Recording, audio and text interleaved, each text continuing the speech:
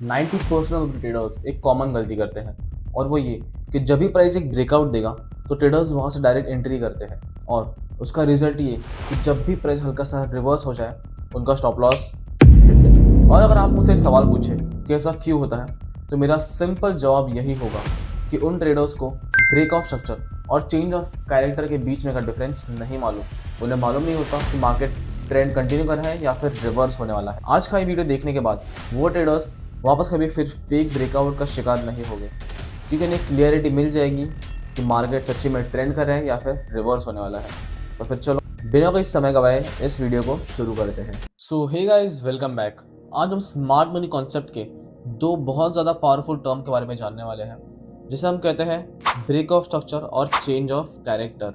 और मैं आपको इतना सिंपल बना के समझाऊंगा कि आप जैसे अपने चार्ट को ओपन करोगे आप इंस्टेंटली उस चीज़ को स्पॉट कर पाओगे। तो चलो सबसे पहले अपना बेसिक क्लियर करते हैं। तो समझो, मार्केट हमेशा दो ट्रेंड को फॉलो करता है।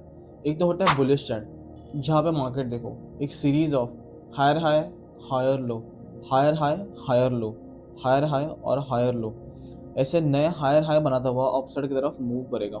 और सिमिलरली प्राइस जब एक बेरिश ट्रेंड में होगा तो एक series of lower low, lower high, lower low, lower high और लोअर लो, यानी प्राइस नए लोस क्रिएट करता हुआ डाउनसाइड की तरफ फॉल करता जाएगा। ठीक है, मार्केट स्ट्रक्चर के बारे में सीखना बहुत आसान है, लेकिन अगर हमें फाउंडेशन लेवल नहीं मालूम होगा तो हमारे लिए ये सब लेवल मार्क करना इम्पॉसिबल हो जाएगा। अगर हम स्मार्ट मनी कॉन्सेप्ट को यूज़ करके प्रॉफिट बढ़ाना चाहते हैं तो मार्केट स्ट्रक्चर को आइडेंटिफाई करना हमारे लिए सबसे ज़्यादा इंपॉर्टेंट प्राइमरी स्टेप है। अभी मैं आपको इसी एग्जांपल के थ्रू समझाता हूँ कि ब्रेक ऑफ स्ट्रक्चर एग्जैक्टली होता क्या है। तो ब्रेक ऑफ स्ट्रक्चर एक इंडिकेशन है ट्रेंड कंटिन्यूएशन का। तो देखो यहाँ पे प्राइस देखो अपने प्रीवियस हाई को ब्रेक करता हुआ अपसाइड की तरफ मूव कर रहा है, तो ये हुआ ब्रेक ऑफ स्ट्रक्चर। फिर देखो ये स्विंग लो, ये स्विंग हाई और ये स्विंग लो।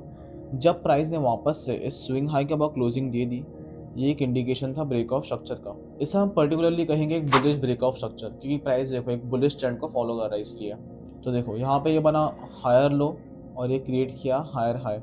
प्राइस ने वापस से एक नया हायर लो क्रिएट किया और जब वापस से इस हायर हाई के ऊपर क्लोजिंग दे दी तो ये बना अपना नया ब्रेक ऑफ स्ट्रक्चर। सिमिलरली अभी देखो प्राइस यहाँ पे एक बेरिश ट्रेंड को फॉलो करता हुआ डाउनसाइड की तरफ फॉल कर रहा है, तो ये बना स्विंग लो, ये स्विंग हाई, ये स्विंग लो। हम इसे ऐसे भी कह सकते हैं कि ये लोअर लो, ये लोअर हाई, ये लोअर लो। जब प्राइस ने अपने प्रीवियस लोअर लो को ब्रेक कर दिया तो ये हुआ बेरिश ब्रेक ऑफ स्ट्रक्चर। देखो फिर से लोअर लो, लोअर हाई, फिर मार्केट ने यहाँ पे और एक इस लो को ब्रेक कर दिया तो ये क्रिएट किया नया लोअर लो और ये लोअर हाई।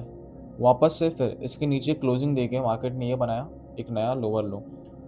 तो इतना याद रखो कि ब्रेक ऑफ स्ट्रक्चर टर्म हम तभी यूज़ करते हैं जब प्राइस अपने ट्रेंड को फॉलो करता हुआ अपने प्रीवियस हाई को या अपने प्रीवियस लोअर लो को ब्रेक कर रहा है और अपने ट्रेंड को कंटिन्यू कर रहा है। अब अगर हम बात करें चेंज ऑफ कैरेक्टर की, तो ये और कुछ नहीं, इसका बेसिक मतलब यही है कि मार्केट जो अपने ट्रेंड को फॉलो करता हुआ मूव कर रहा था, अचानक से उसका बिहेवियर चेंज हो गया और मार्केट ने अपने पोजीशन को रिवर्स कर लिया। तो इस एग्जांपल के थ्रू समझो कि प्राइस देखो यहाँ पे एक बुलिश ट्रेंड दिखा रहा है जहाँ पे एक series of higher high, higher low, higher high, higher low, और यहाँ पे ब्रेक ऑफ स्ट्रक्चर देता हुआ ऐसे अपसाइड की तरफ मूव कर रहा है। ठीक है, यहाँ पे एक ब्रेक ऑफ स्ट्रक्चर, यहाँ पे हुआ एक ब्रेक ऑफ स्ट्रक्चर और सिमिलरली यहाँ पे हुआ एक ब्रेक ऑफ स्ट्रक्चर। लेकिन जब प्राइस इस हायर लो के नीचे क्लोजिंग दे दे कुछ इस तरीके से देखो, तो हमें एक इंडिकेशन मिल रहा है कि प्राइस जो अपने ट्रेंड को फॉलो कर रहा था वो रिवर्स हो चुका है, क्योंकि प्राइस ने इस स्विंग लो को ब्रेक कर लिया और इसके नीचे क्लोजिंग दे दी। ठीक है, सिमिलरली ये सेम क्राइटेरिया फॉलो होगा बेरिश ट्रेंड में। वहाँ पे समझ लेना बेरिश ट्रेंड में प्राइस जहाँ पे लोअर लो, लोअर हाई, लोअर लो, लोअर हाई ऐसे क्रिएट कर रहा होगा, जहाँ पे फॉल कर रहा होगा, प्राइस अचानक से यहाँ पे एक मार्केट स्ट्रक्चर शिफ्ट दिखाएगा या फिर तुम उसे कह सकते हो चेंज ऑफ कैरेक्टर, जहाँ पे प्राइस इस स्विंग हाई के अबाव क्लोज कर देगा, जैसे हम कहते हैं लोअर हाई। इसके अबाव क्लोजिंग होते ही हम यहाँ से अपना मोमेंटम शिफ्ट कर लेंगे और एक बुलिश ट्रेंड की तरफ हम लोग यहाँ पे देख सकते हैं। तो ब्रेक ऑफ स्ट्रक्चर टर्म हम तभी यूज़ करते हैं जब मार्केट किसी ट्रेंड को कंटिन्यू कर रहा हो, चाहे वो बुलिश हो या बेरिश, वो अपने हायर हाई को ब्रेक करता हुआ अपसाइड की तरफ मूव करे तो हुआ बुलिश ट्रेंड। सिमिलरली अगर अपने लोअर लो को ब्रेक करता हुआ नीचे की तरफ फॉल करे तो वो हुआ बेरिश ट्रेंड।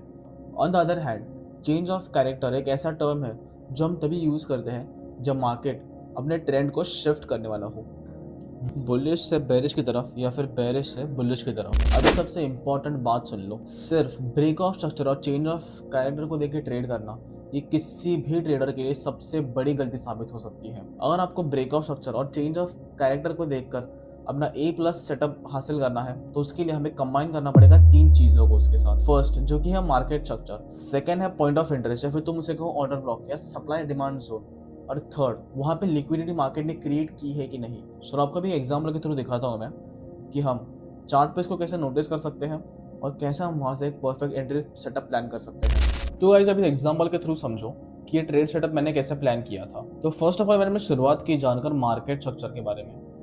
तो देखो प्राइस यहाँ पे एक डाउन ट्रेंड को फॉलो कर रहा था जहाँ पे वो एक सीरीज ऑफ लोअर लो और लोअर हाई क्रिएट कर रहा था। ये बना लोअर लो और ये था लोअर हाई। फिर देखो प्राइस ने यहाँ पे वापस से इसके नीचे क्लोजिंग देके हमें दिया इंडिकेशन एक ब्रेक ऑफ स्ट्रक्चर का, ये लोअर लो और ये लोअर हाई। फिर प्राइस ने देखो वापस से जब इसके नीचे क्लोजिंग दे दी तो ये बना ब्रेक ऑफ स्ट्रक्चर।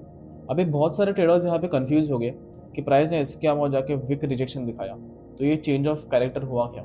तो इसका सिंपल जवाब है नहीं, बिल्कुल नहीं। क्योंकि देखो प्राइस ने इसके ऊपर जाके क्लोजिंग नहीं दिखाई, उसने एक विक रिजेक्शन दिखाया, यानी कि प्राइस ने देखो इसके अबाव जिन सेलर्स के स्टॉप लॉस प्लेस थे उसको हंट किया, अपने पॉइंट ऑफ इंटरेस्ट के ऊपर टैप किया और डाउन साइड की तरफ एक मूव दिखाया। और देखो प्राइस ने इस स्विंग लो के नीचे क्लोज होके हमें एक इंडिकेशन दिया ब्रेक ऑफ स्ट्रक्चर का। तो गाइस देखो फर्स्ट ऑफ ऑल हमने अपने मार्केट स्ट्रक्चर को आइडेंटिफाई कर लिया। अभी हम अपने सेकंड पॉइंट के ऊपर मूव करते हैं जो कि अपने पॉइंट ऑफ इंटरेस्ट को फाइंड आउट करना। ये जो ब्रेक ऑफ स्ट्रक्चर यहाँ पे हुआ इसका इनिशिएशन हुआ था इस सप्लाई जोन से। तो मैंने इस एंटायर सप्लाई जोन को मार्क किया और ये ब्रेक ऑफ स्ट्रक्चर आने के पहले प्राइस ने इसके ऊपर देखो बहुत सारे छोटे छोटे फेयर वैल्यू गैप छोड़े हैं। और देखो एडिशनली प्राइस ने यहाँ पे लिक्विडिटी क्रिएट की है, तो ये जोन हमारे लिए बहुत अच्छा सेलिंग जोन बन सकता है। तो चलो अभी आगे प्राइस को प्ले करते हैं। जैसे ही प्राइस अपने सप्लाई जोन के ऊपर टैप हुआ मैं शिफ्ट हुआ 1 मिनट टाइम फ्रेम पे कंफर्मेशन एंट्री लेने के लिए। तो यहाँ पे देखो प्राइस ने एक ब्रेक ऑफ स्ट्रक्चर दिया, ये बना स्विंग हाई, ये बना swing low, swing high swing low और यहाँ पे एक ब्रेक ऑफ स्ट्रक्चर। फिर वापस से एक स्विंग हाई एक स्विंग लो और यहाँ पे एक ब्रेक ऑफ स्ट्रक्चर। फिर देखो प्राइस ने इसके अबाव की लिक्विडिटी ग्रैब कर ली और जैसे ही प्राइस ने यहाँ पे लिक्विडिटी ग्रैब कर ली तो यहाँ पे प्राइस ने दिखाया एक change of character. Change of character दिखाने के बाद एक शॉर्ट पोजीशन बनाने के लिए यहाँ पे मुझे कोई परफेक्ट जोन नहीं मिल रहा था, इसलिए मैं शिफ्ट हुआ 15 मिनट टाइम फ्रेम पर। तो यहाँ पे देखना 15 मिनट टाइम फ्रेम पे प्राइस ने यहाँ पे जो फेयर वैल्यू गैप यहाँ पे क्रिएट किया था, यहाँ से मैं अपने शॉर्ट ट्रेड के लिए एंटर करूंगा। यहाँ पे रहेगी मेरी एंट्री, इस कैंडल के हाई पे प्लेस रहेगा मेरा स्टॉप लॉस। और अगर बात करूँ टारगेट की 1 आवर टाइम फ्रेम पे ये जो स्विंग लो प्राइस ने यहाँ पे क्रिएट किया था ये था मेरा फर्स्ट टारगेट लेवल। तो अभी देखते हैं प्राइस ने यहाँ पे कैसे प्ले किया। तो देखो यहाँ पर प्राइस ने एफईजी को टैप किया और हमारी एंट्री वहाँ पे ट्रिगर हो गई।